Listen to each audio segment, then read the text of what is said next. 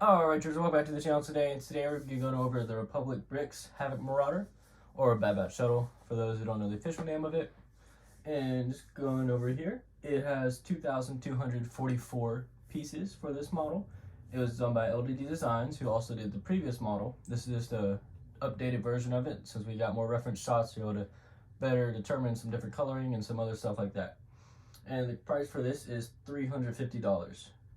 You can get another version of it, which includes a stand, and that one is going to cost you $390 for the stand as well as the shuttle. I did not get the stand for this one because I personally didn't need it, as I'll have it in the land position for most of while I have it. And then there was another option on there where you could also get it with a Gonk Droid and a Lego Crosshair minifigure, which would have put you to $399.99 or $400 as well. I do not have either the Crosshair or the Gonk Droid, and the figure I have here for scale is actually an old Hunter figure I got, which I actually used in the last one as well. And as far as the pieces for the model, they were pretty good, the ones I did get. I was missing 6 pieces. 4 of them were black. I'm sorry, it was 10 pieces I was missing. 8 of them were black lightsaber hilts that would have attached several different places, mostly as guns. Some here, some under the wings over there, and then a couple over here. There's a couple spots, and then mirrored for the other side. And then a couple pieces for I was also missing. If you look at the wings at the top here, you can see this piece right here is a 1x2 with the slope on the front, and I did not get it for here, and didn't really. It's just something I didn't get, and wish I had, but I didn't. I'll probably end up getting one off eBay. I'm sorry, Bricklink or other third-party sellers such as that. And then if you look closely on here, it's kind of hard to see with the lighting, so maybe shift it a little bit. But you can see on this side of the model, it has this grill piece, and on this side it does not. That was another piece I was missing there. So just a couple pieces missing, 10 in total that I was able to count and tally up. That's about it. The ones I did get were in pretty good shape. All did appear to be new or nearly new. I didn't see any ones that had scratches or bite marks or anything of that sort of nature, or any ones that had residue as I've had in the other models. So that was pretty good. All right, jumping on into the design part. So the design of this is pretty good. As with the last one, it's very sturdy, very stable in most areas. The only weak part about it really is the landing gear, which I'll show more of that in a minute. But as you can see, up along the wing right here, it's built out of mostly Technic pieces and beams that hold it in place, with just brick parts to fill in the gaps and give it the shaping of it. And then, which the same thing can be said for the main body of the ship. The bottom of it was built with a lot of 1x2 bricks with Technic holes, 2 Technic holes on each side that are all linked together, and then built on top of to get the base of this, and then built up around it. So some of that piece count, which would seem pretty high, is mostly because they use a lot of little pieces connected together to create what the intention would be stronger, larger pieces. And so you see that a lot in here. And other stuff was the paneling on the side. They had a lot of detailing in the paneling and such, which was pretty good, honestly. It has a lot of those little color hints you see in the show and other stuff. Now it is mirrored pretty much identically, so depending how you feel about that, but each side does a pretty good job in reflecting what the other has. Some areas not as much, but others are pretty good at it. And so it just gives you a lot of little detailing, and you can even see, if you look at straight shot here on the sides, they have some bricks in there that are put sideways in correlation to the other pieces where it's built up. We've been up, these other bricks built to the side, just to give it a little texturing on the side. And you can see it even up here, and some other pieces just kind of give it little protrusions, and not just a perfectly flat model, which I kind of like, honestly. It looks pretty good like that. And then the landing gear, which I was mentioning earlier, is down here on the bottom. And you can see here that it's just these pieces, and it just pops on and off on these hinges. And this is the landing gear, and so it works pretty well. If you were to push it back, If you were to push it back on us, works pretty well. But if you pull it forward any, it just drops down off the landing gear. So that was one thing that was kind of a slightly an issue. If it was an issue for you personally, it didn't really bother me that much. And then just to put it back, you just pick it up and then move it back into position. And then it sits back down how it was. So that's pretty nice. And then one thing I'm noticing a lot as I move it is the neck joints back in here in this part of the ship is connected by a couple of Technic pins. And when you move it, it bows back and forth a lot. So if you just leave it sitting still, it shouldn't be that much of an issue. It should hold its shape pretty well. But if you're moving it a lot or flying it around, which this is more of a display model, but as with any Lego piece, it can be used as a play feature and play function. But if you just leave it on a shelf like this just to look at it, whether in the landed or the flying form, if you got the stand, it'll do pretty well.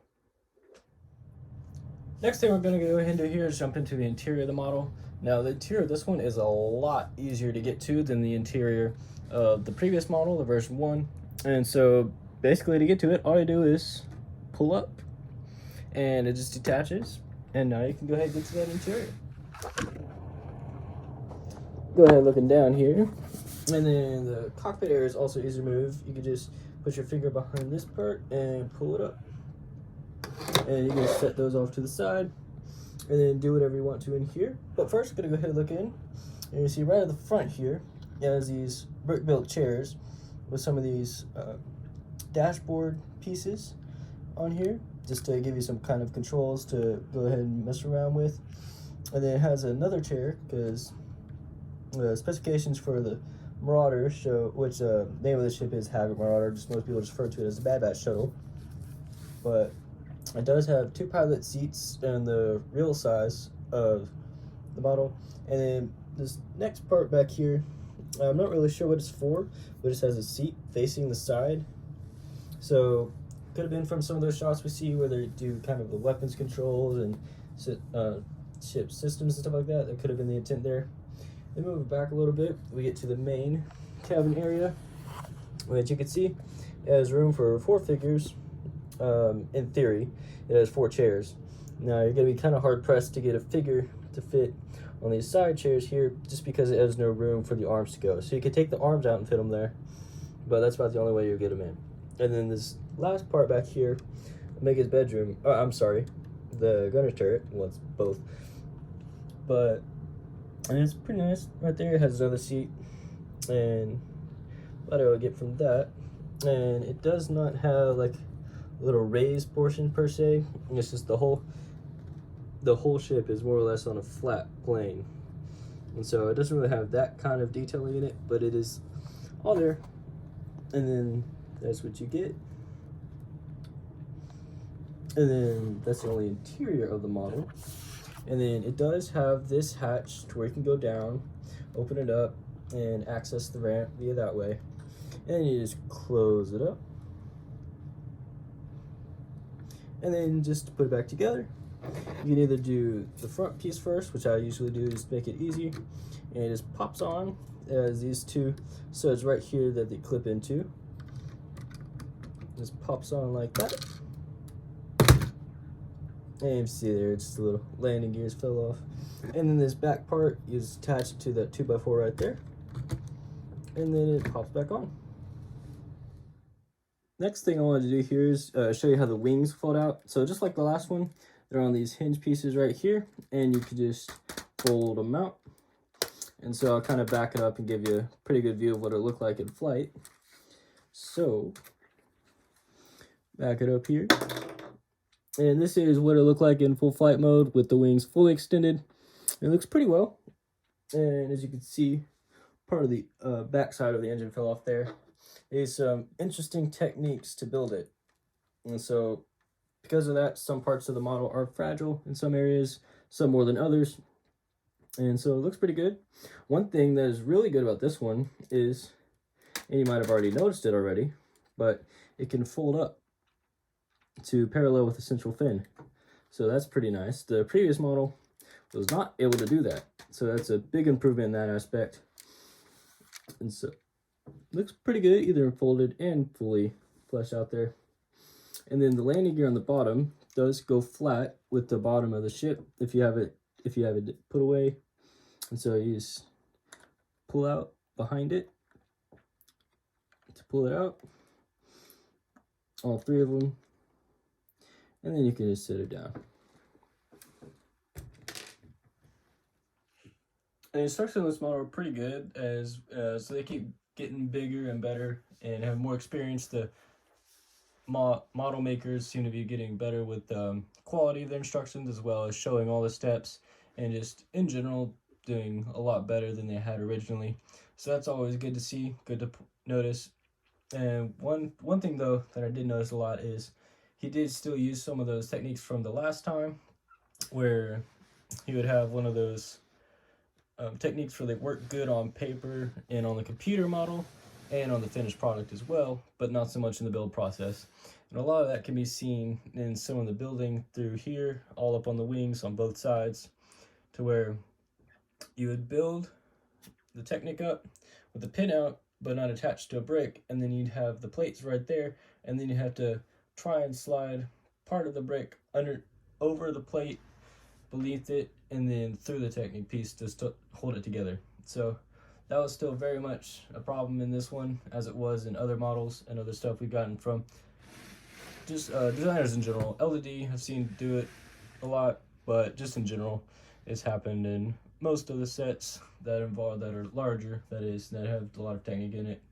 So as usual, it would have been nice to see it taken care of and solved and resolved, but in some cases I can understand where it's necessary. It's kind of hard to get the pieces in there already, and so you just kind of have to make do with what you got. But that was still something that happened a lot in here. And as far as accuracy to that real model in the universe, it did a lot better this time than they had in the previous time.